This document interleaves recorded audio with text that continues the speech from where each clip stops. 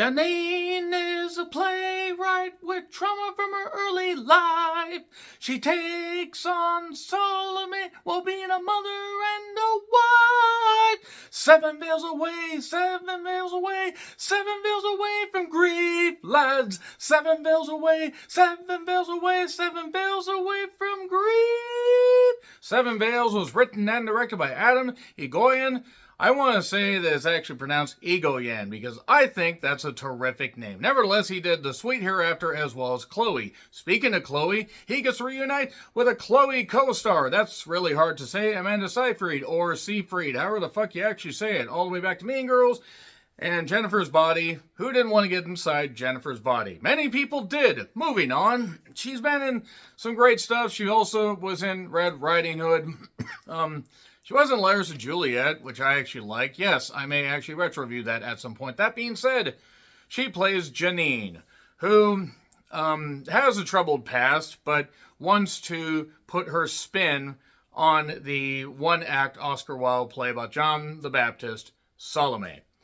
And if you know the story of that, then you have a pretty good idea where this is going. Or maybe you don't, maybe. Adam Egoyan. I know how his name is pronounced. Just let me work with this. Adam E. It just sounds like Titan AE. Get ready for the human race.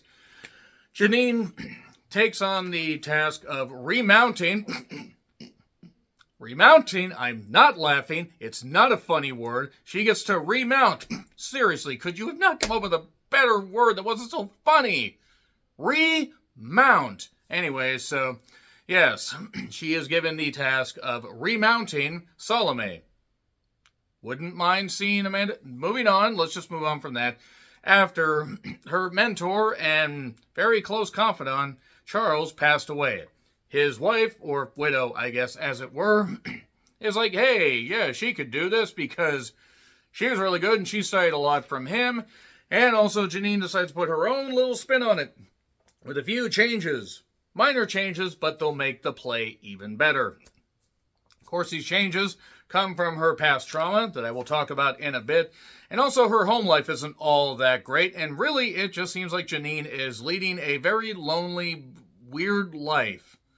Because we get little tidbits and Easter eggs about, like, you know, her little tidbits of information about her, you know, past life. Like, you know, stuff that has happened. There's a character named Clea, played by the incredibly talented Rebecca Lydiard, who I do have to say, actually, I would like to see more from her character. I thought she did a very good job in this. But really, this relies on the strength of Amanda Seyfried, Siegfried, whatever.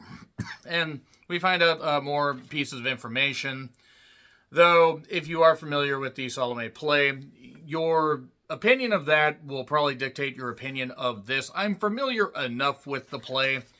I think I saw like a one-act version of it when I was covering for a newspaper in college. But that being said, Amanda, being a tremendous actress, quite frankly, somebody that has deserved way better projects and has a nice resume, should have an Oscar-worthy resume, in my personal opinion. I mean, to think, the girl that grabbed her tits, you know, dictating the weather, or said her tits dictated the weather, in Mean Girls, is now in a film like this. So this film actually was done a number of months ago, actually about 1.5 years ago, while Adam Egoyan, I know, again, Adam E. It's like Adam Tickets, except Adam actually makes money. So that's mean. Who has an Adam Ticket? Who knows what the fuck Adam Tickets is? If you are out of the country, you probably have no idea.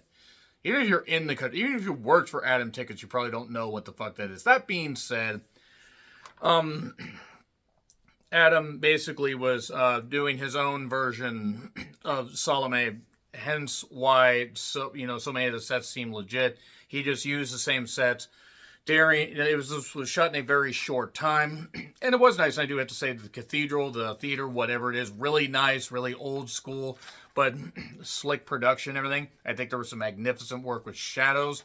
And really, Amanda actually was the strength here. Now, again, Rebecca actually does a pretty good job overall.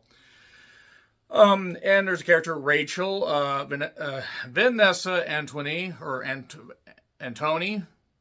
I'm just going to say Vanessa. It just sounds better. There was also a side plot with Jeanine's mother not doing all that well, shall we say. There's an in-care nurse Dimitra, Maya J. Bastidas. If I mispronounce any of these names, I do apologize. I do have to shout.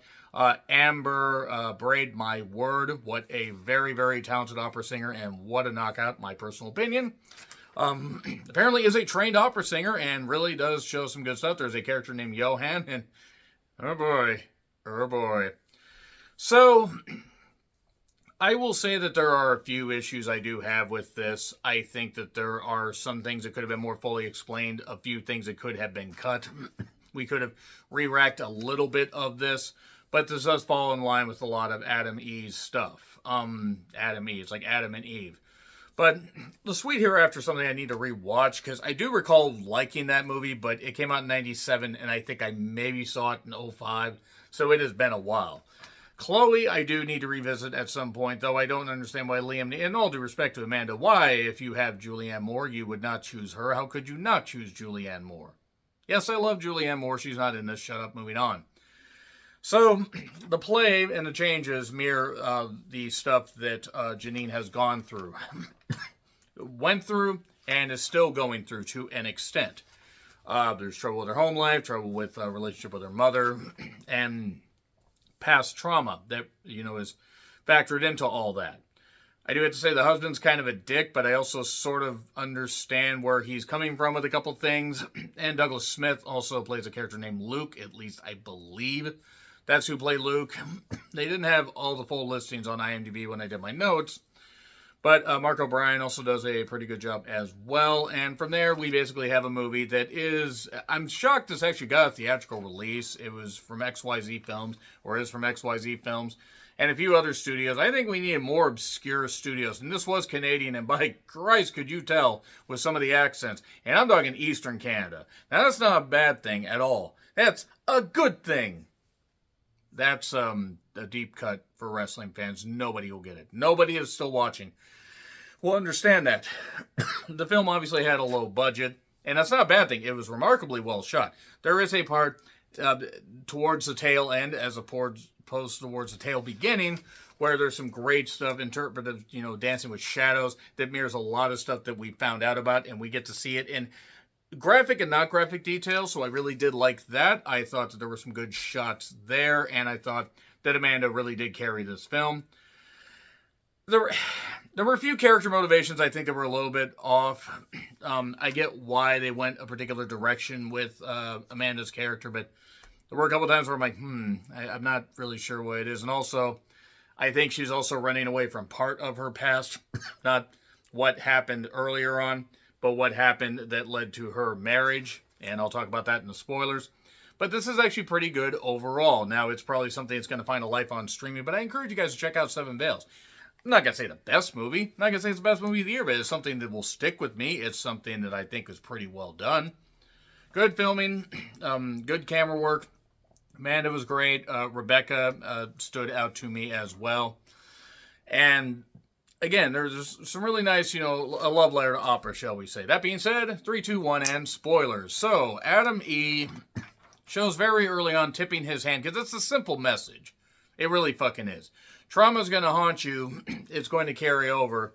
And we see via Zoom or Skype or whatever, call service they were doing, that Jeanine is talking to her mother. And Dimitra is the live-in nurse.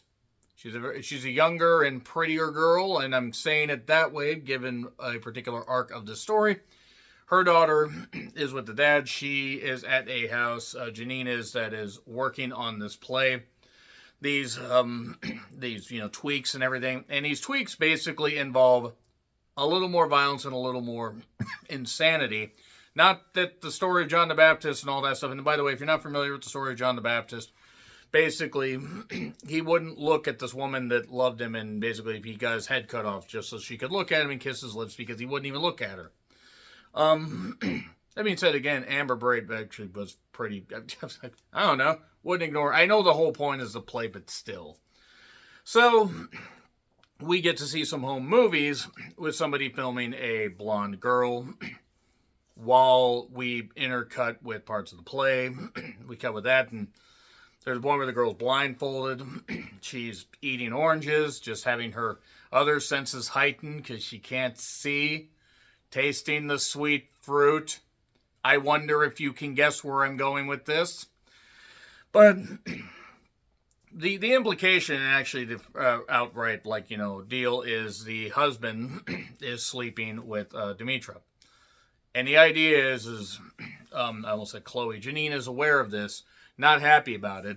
He's like, well, I could have swore we were going to explore other options. Probably should have worked on that shit, but nevertheless. Also, Clea, Rebecca's character, does prosthetic and does makeup stuff and everything.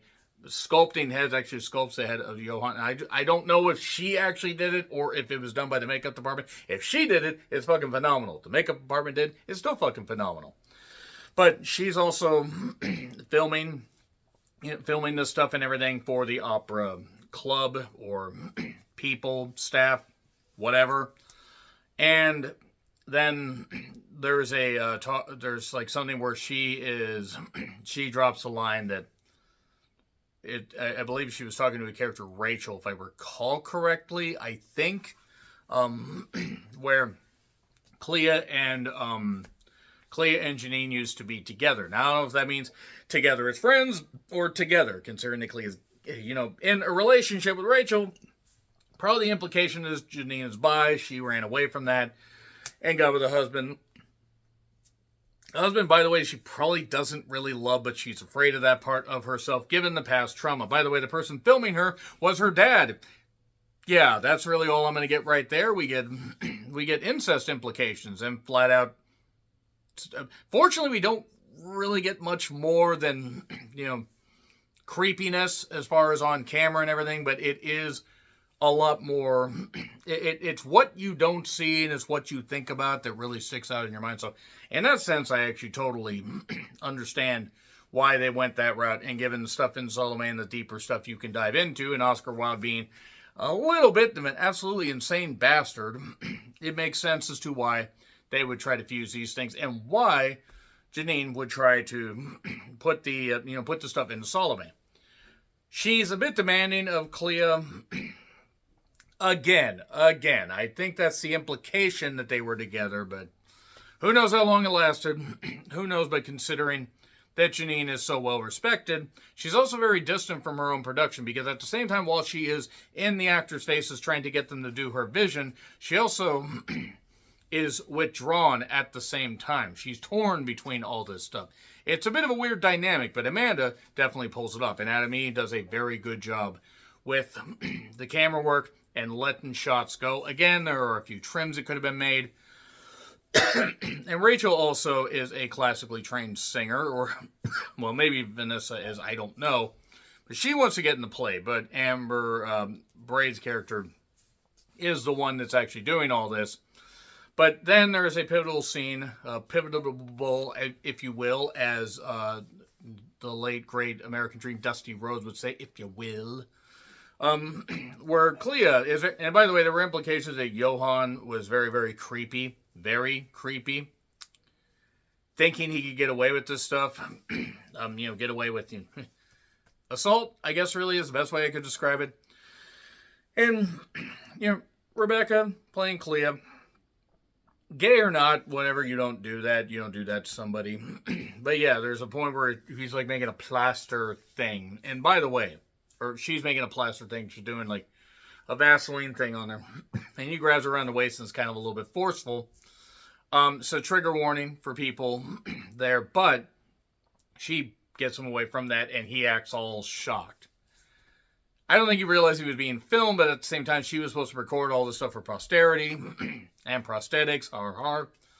And meanwhile, there's talks with the mom that Jeanine's having, where the mother has dementia because the father died recently. The father that abused her, by the way. And the whole thing that's going on with the mother's memory. Basically, she lost the love of her life, but also the man that she was with for so long. The man that abused her daughter, and that trauma probably weighing on her because she knew she didn't do anything. And Demetra talks to her, and basically, the mother basically says, oh, Demetra's asking her, like, what do you, or what does, what does Jeanine do? And she looks at Jeanine and she says, oh, you're doing plays. You're at work. You're making things up. You always made things up. And then slowly, like, the stuff starts to fracture and everything, where basically Jeanine gives Demetra an ultimatum. You do something for me, I don't really care if you sleep with my goddamn husband. I personally would have liked to have seen, what Jeanine and Demetra could have done, but I digress. I digress right there. It would have been like a blue is the warmest color situation if it was a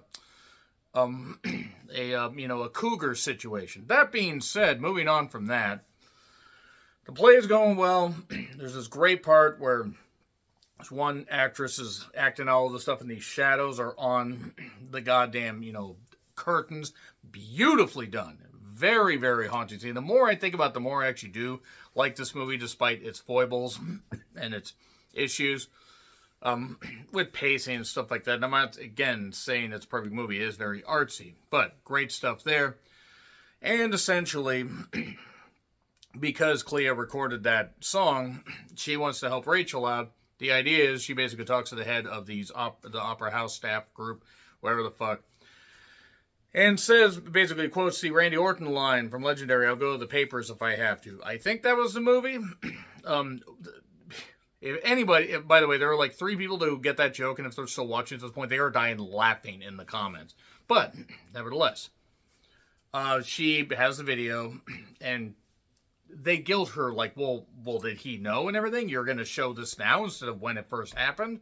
So we could have replaced him. This is our opening night. Blaming the victim blaming. Maybe don't do that. Maybe you could yell at your goddamn, main star and say, hey, what the fuck are you goddamn doing? Keep your grubby hands to yourself, my God. But anyway, Jeanine, meanwhile, is getting this stuff going. And the thing that she wanted Demetra to do was scrub out the dad's face. Scrub out the dad's face on the paint so she didn't have to see all this stuff.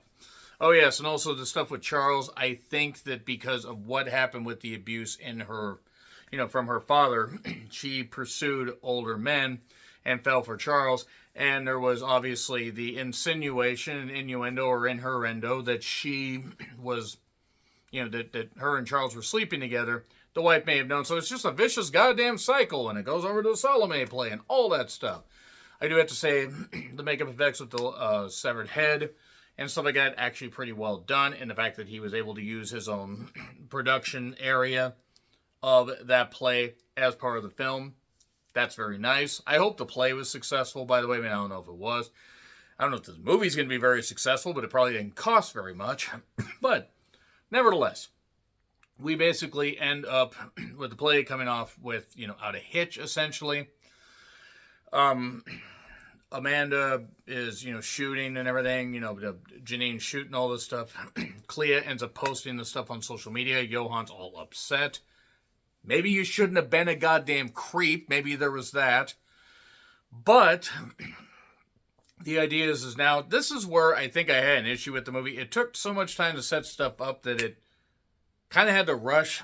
In fact, we're including characters like Douglas Smith, and we include Vanessa's Rachel. We include these guys taking over these various roles and stuff like that, or Vanessa getting a chance to do it, but maybe not right here with this production. But Douglas Smith taking over the role of this. There is a point where she makes a plaster, or Clea makes a plaster of his face, and there's where she's scrubbing the stuff off of his face and he's keeping his eyes closed and stuff like that. And I was worried when he opened, he was going to be all creepy to her. Fortunately, he wasn't. I'm not talking about the actor, I'm talking about the character. And then Jeanine filmed. We get a narration this whole goddamn time. There's actually this overriding line, it's like they asked me to make this personal, so I shall. And that's what she ended up doing. She infused her own personal experiences. And because the mother knew, the mother did know. The mother even said in the conversation just before, sometime in the third act, that she knew all this stuff. And did nothing. You believe your children. You believe your goddamn children. Especially, by the way, if it's not a man that you married, if the child's father died. If it's the actual person's father, you might want to consider that, because that's really highly illegal. illegal in all kinds of states and countries. And if you ever have done that, I hope for the worst for you. But Jeanine's filming. She's on stage taking her bow as she's unraveled. It seems like she's maybe at peace. She goes to her mother's house. There's one point where she's actually talking to her, or she's with her dad, or with her, not with her dad, with her daughter. She's talking to Luke, who uses the Force to go out there. And then the play goes off well. She goes to her mother's house. The camera, camera pans to the painting with the scrubbed out face. And then we fade to black. We get the credits of, like, the people that worked on the play, the people that worked on the movie. So, yeah, honestly, now the more I think about it, I'm bumping the grade up because it's my video. I can do what the fuck I want. I can change my mind. I can still have a career. I can do it. Whatever. I do what I want. A-. I'll give it an A-. It has issues, but I'm going to give it an A- for the strengths and for the fact that Amanda Seyfried, my God, that I don't know about Oscar worthy, but I could see her being nominated for a Golden Globe. I just fear that this movie would be so obscure, she won't get a chance. Nevertheless, let me know your thoughts in the comments. Like, share, subscribe, Twitter, Letterboxd, Blue Sky handles in the description. I'm John Rickland. I'll see you soon.